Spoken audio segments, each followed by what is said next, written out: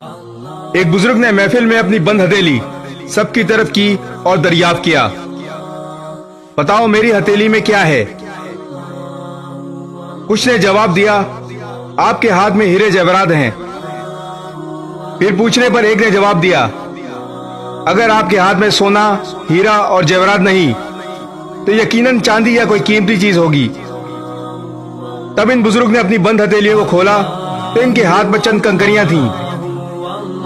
یہ دیکھ کر سب حیران رہ گئے۔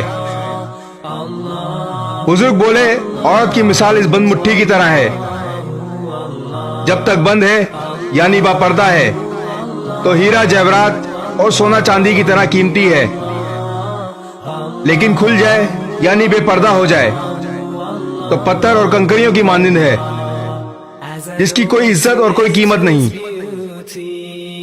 ہیرا اور سونا بننا ہے یا پتھر اور کنکریاں، فیصلہ آپ کا۔